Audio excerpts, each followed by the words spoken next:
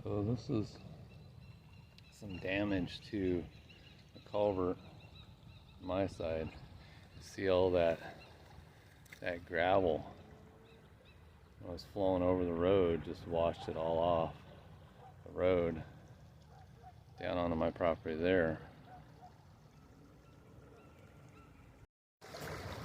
So here's the culvert on the other side of the street, and some damage here. You know, and this culvert is really washed out. Underneath is all rusted away. So I think if the county's going to redo this. Wow, it looks like a culvert is in right there. There's a break-in or something. Yeah. So it's going to wash this road out for sure eventually. And I don't know, we got another big one coming. They say it's going to be just as powerful as this one we just had. Let's see what happens with that.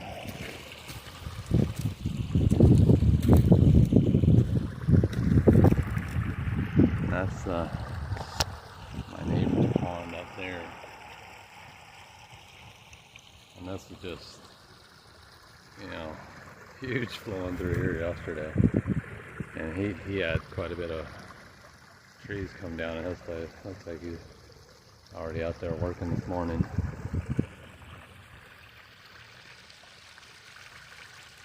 Yeah. So those are the breakers up there. They were working all night to restore power. We still don't have power yet. And I see the breakers are still turned off up there. So the line's not energized from here going that direction. I don't know about from there. I know those breakers down there, see that 4 transformer way over there on the pole. There's breakers on that one, and they were not, they were engaged. So maybe everybody from that end has got power. I'm not sure. Don't know which way the power goes here. But those ones are definitely turned off. And we don't have power yet. So the crews might still be working on the lines in other directions. In fact, I see, and there's another worker right there. I see some crews down there working still. TID. These must be the contractors working for SMUD that were working on the power lines. And no light to that street light last night all night, so definitely don't have power up there. And I saw some work along here too, so I don't know how much of the line I see little splices up there, so it looks like they didn't replace them totally. There was a broken line going across the road right here, and there was a diesel truck got caught up in the line, and he was kind of freaked out thinking it was live, but I showed him that the breakers were cut over there, and then had some snippers and snipped it off, got them untangled from it. And I had been working on the tree here anyway, so this one wasn't live. But I said if I start shaking, kick me off. So I was trusting him to give me a good kick if I start doing the shimmy shake. So these were the logs going across the road, and where it took out all these power lines. There was some here that were live, burning inside that tree. So see the size of the big ones there. I'm gonna probably come and cut that one again back some more. But over here, you could see there was where the line was burning right there into the tree and arcing away.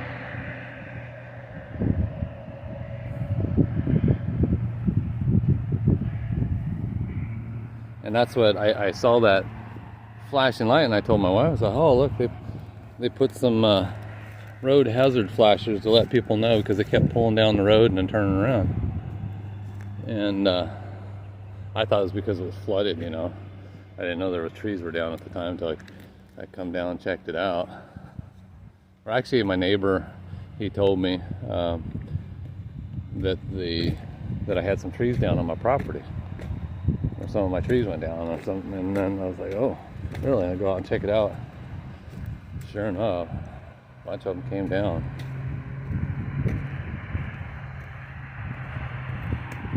There's a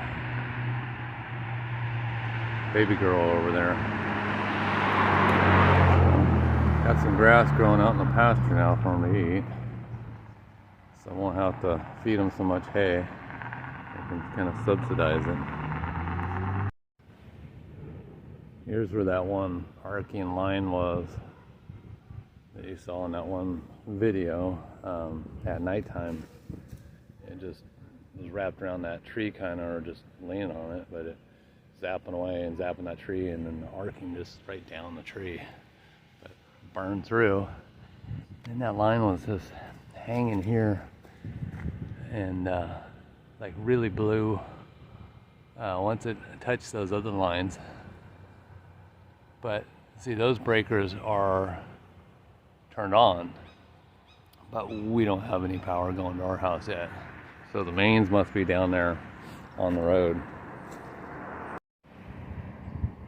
So there's been a lot of the kingfishers coming in to the little seasonal creek here. I guess focus too well on it. But what they're doing, they're getting all the fish that are flowing through the shallow water. Primarily coming out of my neighbor's pond. Fish, pollywogs, crawfish, whatever it can get. They're just having a feast. Past couple days there's been quite a few of them coming through. We have them nest in our tree. Every night these things come flying from wherever to roost down on a tree that's kind of goes over our property, but actually the tree's on our neighbor's property. It's a big, huge eucalyptus tree.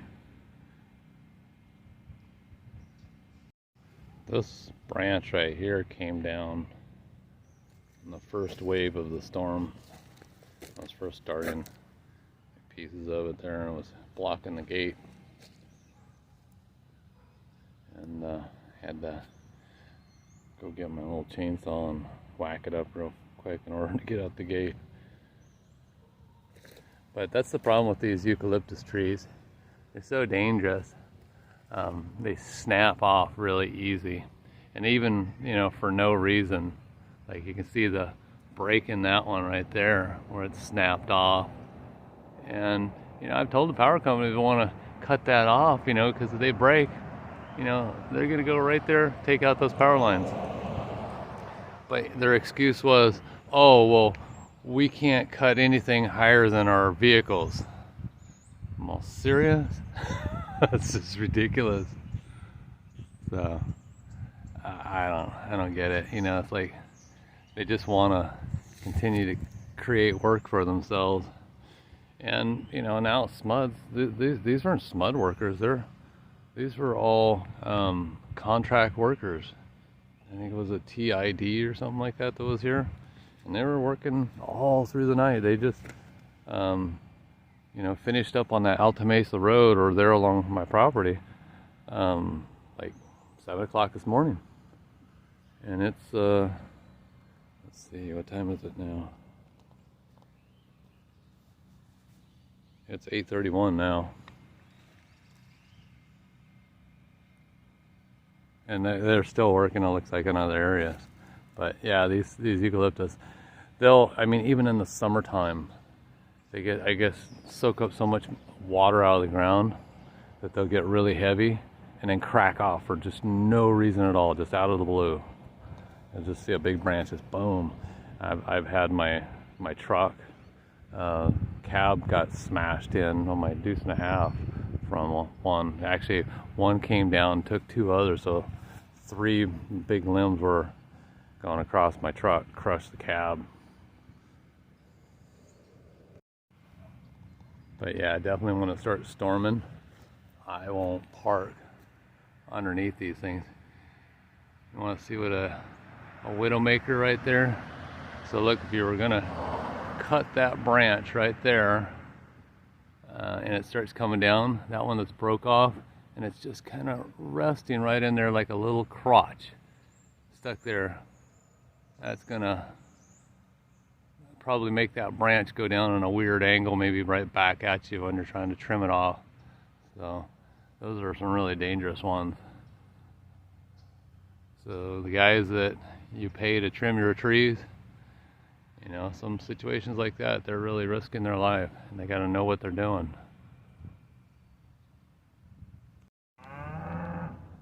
People ask me where the peacocks sleep at nighttime. Well, there you go. They sleep up in the trees.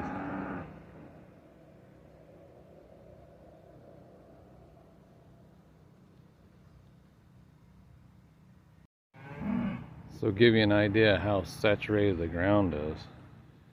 See where all this trailer with the hay on it? Look at that, it's just sunk down the ground, and it's just filling the hole with water. Yeah, so that's why out here in Wilton, you don't dare get off the road after a big heavy rain like this, because you're just going to sink your vehicle right to the axle.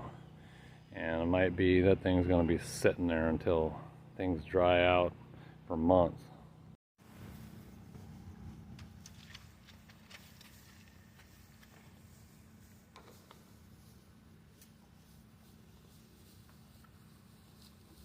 Well, believe it or not, these cows have a pecking order of who, you know, constant vying for who's in charge. See October right there, the one with the, yeah, red one with the horns. See, Orphan here, she used to get picked on. She's the youngest out of all of them, but now she's the bully. Not a bull, but she bullies a lot of the other ones around, especially bullies October. October's kind of getting picked on by everybody, and April too, the one with the brindle stripes. Yeah, she's also gets bullied around, and she was the biggest bully before, and she would bully her really hard when she was a little girl. So now it's like turnabout fair play on her, and see, October's getting kind of skinny because she's getting pushed out all the time. Same with April. April was a big girl, and but she, she's just a little bully. Very stuck up too. She's, she don't like to be petted. If you don't have something in your hand that she don't like, she's not gonna come up to you.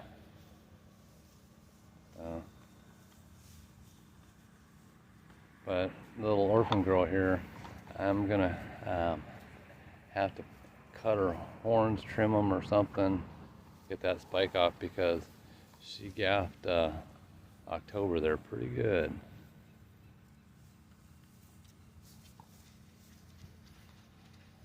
See that? See how Crazy Cow just bullied April out of there too. Crazy Cow, knock it off!